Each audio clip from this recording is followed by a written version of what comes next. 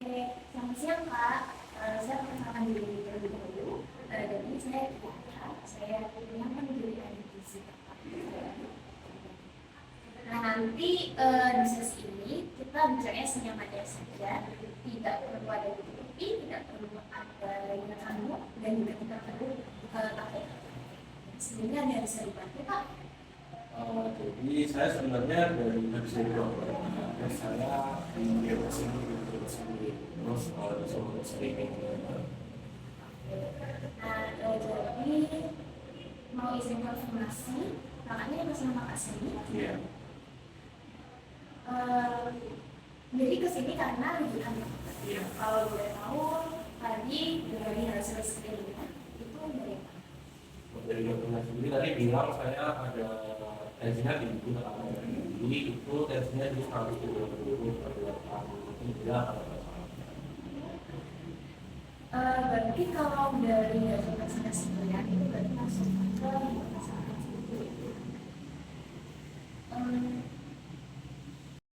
Oke baik. Jadi kalau dari hasil screeningnya itu berarti masuknya di klasifikasi satu ya Pak? Oh iya, saya kaget sih Mbak, soalnya biasanya kan nggak rasa gimana belum langsung tensi itu.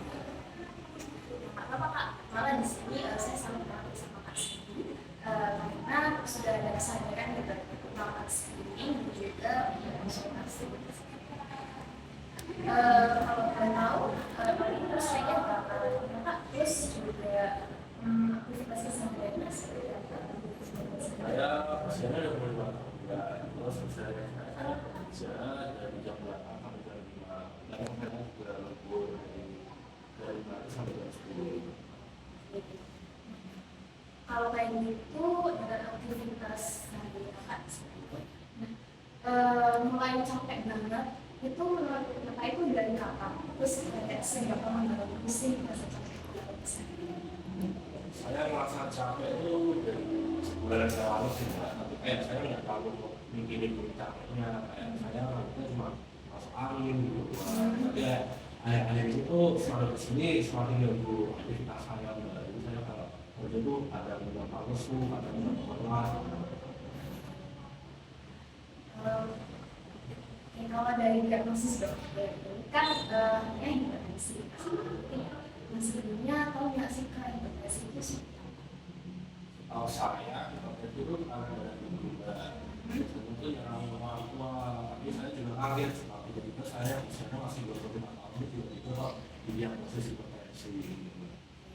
Ya nggak apa-apa, nanti kita bakal diskusi ini Pak ya. Nanti kita coba cari solusi bersama nih apa yang sebenarnya itu tidak sembuh.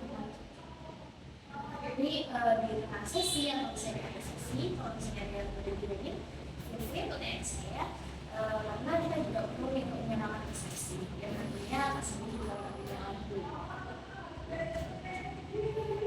Nah nanti di sesi ini itu harapannya awareness atau waspadaan sedikit terhadap resiko penyakit hipertensi ini semakin meningkat, yang nantinya kita bisa melakukan perubahan pola makan dulu.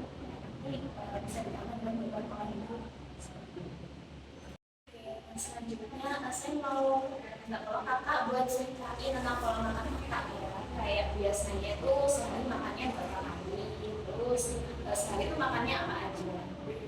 Saya makannya biasa sih Mbak 3 kali sehari. Terus saya tuh juga biasanya meal. Saya tuh suka makanan yang kuat rasanya gitu. Kuah rasanya tuh sama tuh?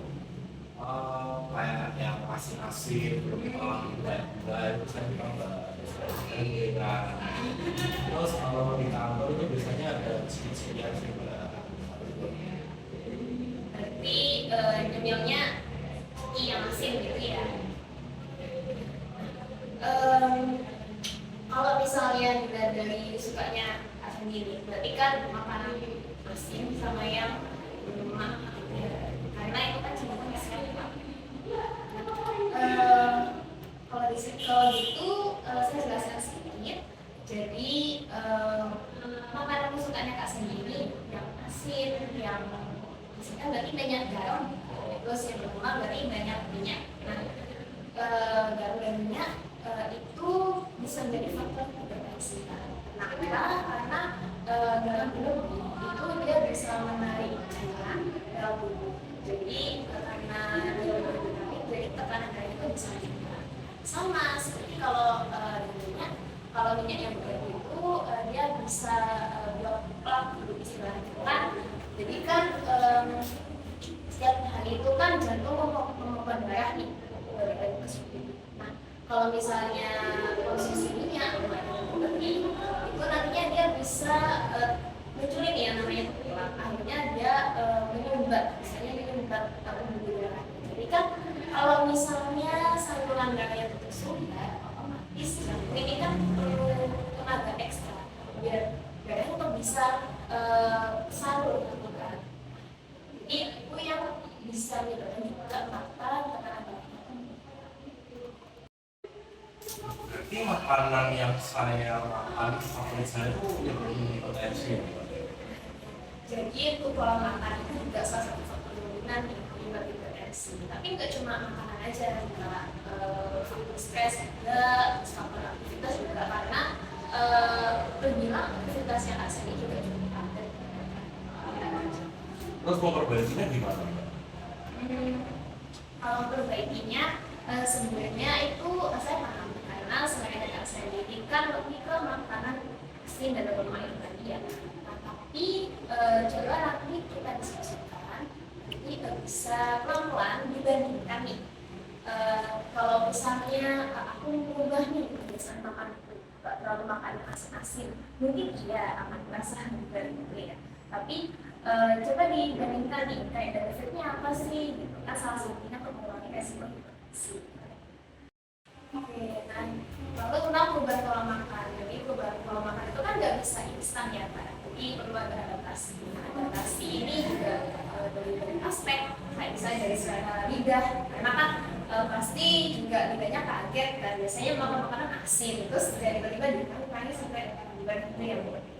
Terus juga dari nafsu makan, terus sama jadwal makannya mungkin juga bisa berubah, tapi nggak apa-apa. Nanti kita coba pelan-pelan dulu. Yang penting mau coba dan juga nanti konsisten. Caranya gimana ya? Saya nggak boleh makan ya sama minyak. Masih bisa, tapi nanti untuk perubahan pola makannya itu kita bisa coba dari yang gampang-gampang dulu. Ini saya ada beberapa solusi yang bisa kita coba nih.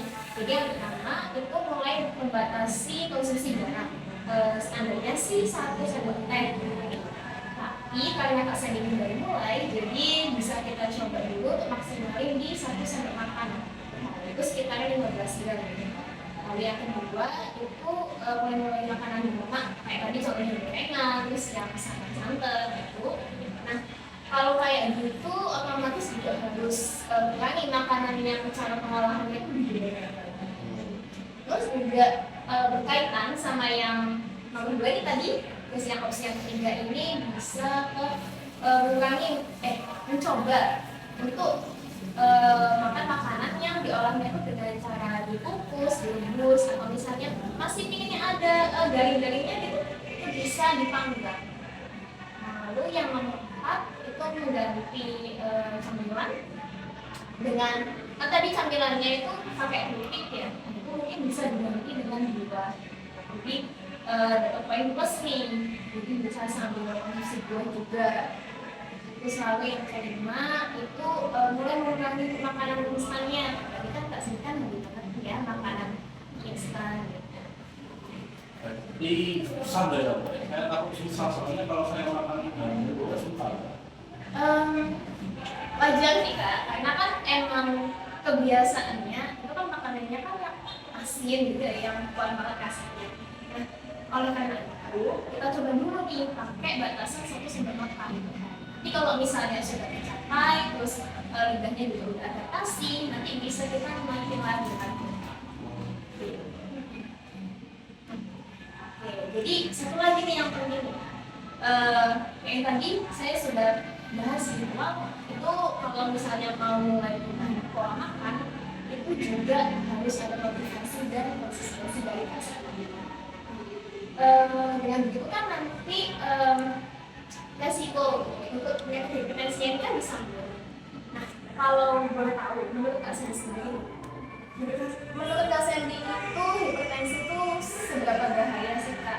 misal direct 1/10.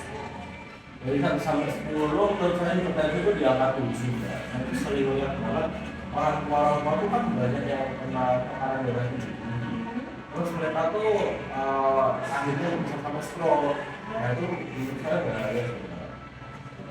Jadi kan Kak Sandy ini pengetahuannya sudah cukup bagus ya untuk prevensi. Jadi saya yakin kalau untuk perubahan pola makan itu pasti Kak Sandy bisa coba. Lalu untuk aktivitas fisik itu kan tadi Kak Sandy kan kerja ya. Nah itu kerjanya tuh full kan sampai Biasanya saya itu dari Senin sampai Sabtu Mbak. Terus biasanya minggu itu saya full istirahat, full istirahat, saya pakai istirahat. Atau kalau saya nggak malas itu saya pakai jalan-jalan. Gitu. Mungkin kalau misalnya mau dimaksimalkan lagi itu bisa ditambah lagi untuk aktivitas fisiknya, aktivitas yang kerja keluar begitu Kak. Jadi kan kalau sebelumnya itu ya asalkan ada waktu luang itu dipakai aktivitas fisik kan. Nah sekarang coba dibikin jadwalnya sendiri. Jadi kayak tiap minggu misal coba aktivitas fisik. Kayak gampang-gampang dulu aja, misal kayak jalan kaki 30 menit. Jadi kalau misalnya mau lebih maksimal lagi nanti bisa bikin jadwal kayak 2-3 kali seminggu. Kalau jadwal sih biasanya kalau jalan kaki saya jalan. Biasanya kalau saya kerja itu biasanya naik motor atau naik bis umum. Jadi kalau menurut saya kalau jalan kaki itu susah karena di lingkungan rumah saya pun juga tempatnya itu nggak terlalu proper Mbak buat jalan kaki. Mungkin kalau kayak gitu bisa dicoba cari di sekitar kantor atau mungkin di rumah ada taman juga, itu kan juga salah satu self healing juga tuh ya. Nah terus setelah itu kalau misalnya emang cepat banget nih nggak ada tempat waktu berjalan, bisa coba buat kayak keliling aja di sekitar rumah yang itu aja. Yang penting konsisten dan juga kalau bisa tuh minimal 30 menit. Untuk saya aja paling Mbak, saya juga. Lagi itu saya senang banget dengarnya karena Kak Sandy mau berani dan juga mau mencoba untuk melakukan perubahan pola makan di pola hidup. Nah nanti setelah ini coba dipasang target dan juga diyakinkan dirinya kalau saya tuh bisa, saya itu harus berubah biar saya nggak sakit nih di kemudian hari. Bisa coba? Bisa. Nah, mungkin dari yang paling mudah dulu nih, kan tadi kan ada opsi ya. Ini kalau yang menurut Kak Sandy yang paling mudah apa? Paling yang mengurangi garam dulu. Jadi bisa dicoba ya awalnya mengurangi garam, terus juga mungkin yang camilan tadi itu juga bisa ganti ke buah. Baik, jadi karena kita dari asumsi, jadi apakah ada yang ditanyakan? Ini ada Baik, saya senang dengarnya karena Kak Sandy sudah berusaha kooperatif juga, nggak ada yang ditakutin nih selama sesi ini berjalan. Nah nanti Fulvi buat tanya ke saya lagi kalau misalnya ada yang buat bingung. Nah nanti ini kan setelah ini kan dicoba, nanti setelah 2 minggu kemudian nanti kita ketemu lagi, ada sesi lagi dan kita evaluasi bersama.